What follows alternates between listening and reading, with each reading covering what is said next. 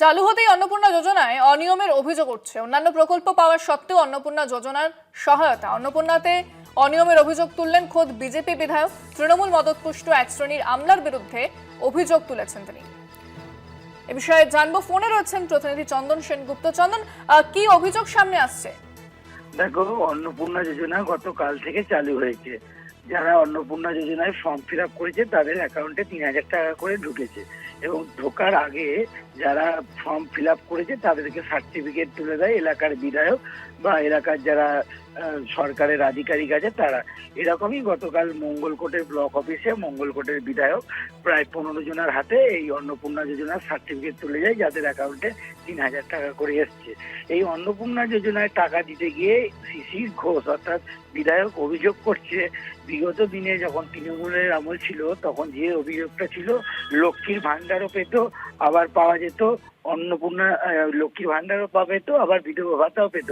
এইরকম দুজন মহিলার সন্ধান পাওয়া গেছে যারা মঙ্গলকোটের বাসিন্দা, তারা বিধবা ভাতাও পায়, লক্ষ্মীর ভান্ডার এতদিন পেয়ে এসছে।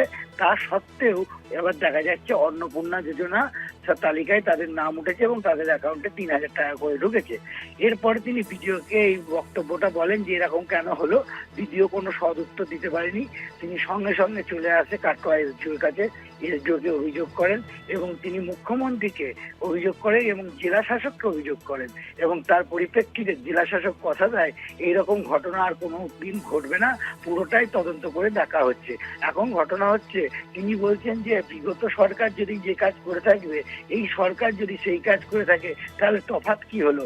আমরা স্বচ্ছ প্রশাসক এবং প্রশাসন দুটোই চাই।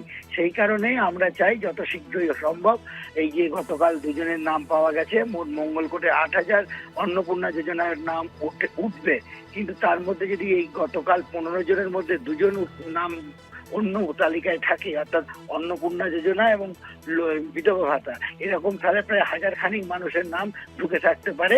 এইটাকে বার করতে হবে খুঁজে এবং তাদের বিরুদ্ধে আইনত ব্যবস্থা নিতে হবে। ইন্দ্রাণী, ধন্যবাদ চন্দন।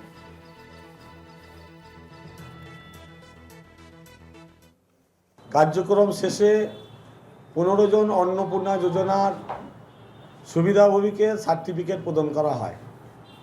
বিডিওর ইস্যু করা সেই সার্টিফিকেট আমি তাদের হাতে প্রদান করি এবং তখন আমি দেখতে পাই বা শুনতে পারি যে ১৫ জনের মধ্যে ২ জন রয়েছেন যিনি বিধবা ভাতার সুবিধা নিচ্ছেন। পূর্বে লক্ষ্মীর ভাণ্ডারের সুবিধা নিয়েছেন এবং বিধবা ভাতার সুবিধা নিয়েছেন। বর্তমানে আজকে অন্নপূর্ণা যোজনারও সুবিধা তিনি নিলেন, ৩,০০০ টাকা তার অ্যাকাউন্টে ঢুকলো, সেই সার্টিফিকেট দিলাম।